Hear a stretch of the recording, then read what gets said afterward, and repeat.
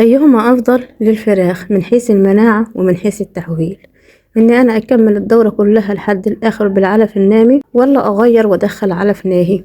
في بعض الناس بتفضل إن هي تكمل دورتها كلها بعلف نامي وبتقول إن العلف الناهي بيتعب الفراخ، وفي بعض الناس تاني بتقول لأ، إن العلف النامي البروتين اللي هو 21% هيعمل ضغط على الكلى، فبالتالي هيضعف معايا المناعة، فيفضل إن هو يغير لعلف ناهي 19% علشان ما يعملش ضغط على الكلى.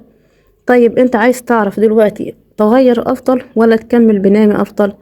انا عن نفسي في اوقات معينة بكمل فيها الدورة لحد الاخر بالعلف النامي، لان وقتها لو انا غيرت فعلا الفراخ هتتعب معايا، وفي اوقات تانية بغير فيها العلف النامي لعلف ناهي وبرضه بيكون افضل من ان انا اكمل الدورة بعلف النامي. طب انتوا عايزين بقى تعرفوا ايه هي الاوقات دياتي؟ انت هغير لعلف ناهي وانت هكمل الدورة بعلف نامي. تابعوا معايا بقى الفيديو كده للاخر وشجعوني بلايك واشتراك في القناة، وتعالى اقول لكم انهي افضل، العلف النامي ولا العلف الناهي. اول حاجة نعرف ايه هي الفايدة اللي موجودة في العلف الناهي ومش موجودة في العلف النامي اللي هو 21%. العلف 19 فيه نسبة طاقة اكبر من العلف اللي هو 21%. كمان ان نسبة البروتين الاقل اللي هي 19% مش هتعمل ضغط على كلية الفراخ، هتريح كلية الفرخ وبالتالي هترفع معايا المناعة. عكس طبعا 21% نسبة البروتين دي بتكون عالية فبتتعب كلية الفراخ، فبالتالي هتقلل معايا المناعة. حاجة تالتة بقى ان احنا هنوفر في التكلفة، لان سعر العلف الناهي 19 اقل من 21%.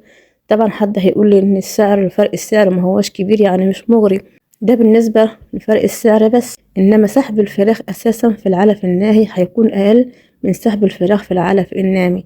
يعني انت لو جبت الدورة وقسمتها نصين، اكلت نصها علف نامي واكلت التاني علف ناهي، هتلاقي ان سحب العلف عند الفراخ اللي بتاكل نامي 21% اكبر من 19%.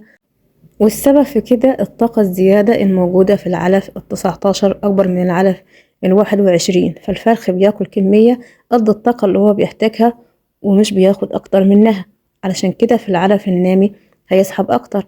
حد بقى هيقولي طب ما هو كده سحب العلف هيقل، مع كده إن التحويل هيكون أقل.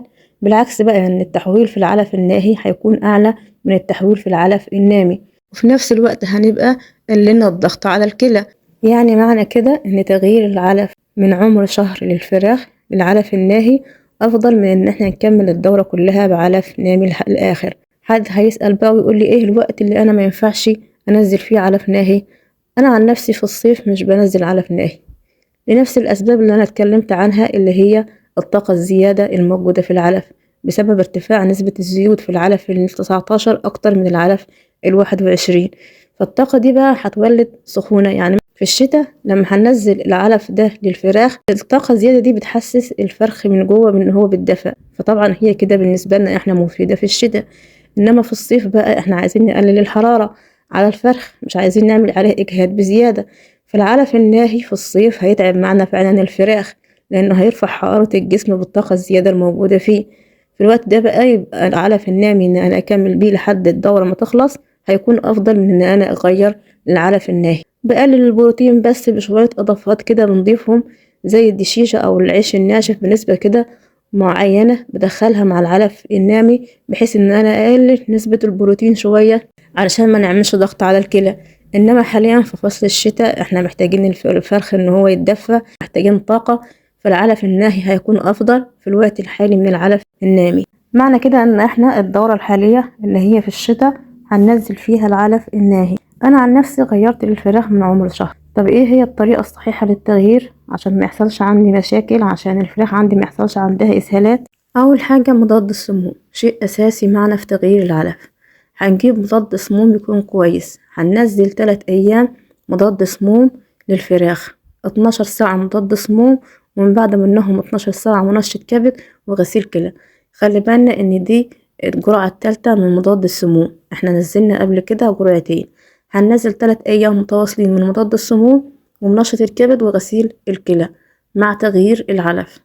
الحاجة التانية ان احنا هنخلط زي ما احنا عملنا بالظبط مع تغيير العلف من بادي لنامي، نفس الطريقة برضو هنعملها مع تغيير العلف من نامي لناهي. يلا بقى صلي على الرسول في التعليقات، وحط لايك للفيديو، واشترك في القناة لو انت مش مشترك، وفعل زر الجرس.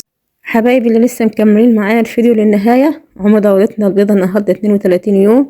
الحمد لله الدورة قربت تخلص على خير، ربنا يبارك ليا وليكم جميعا. دعوة حلوة كده من قلبكم لاختكم في التعليقات.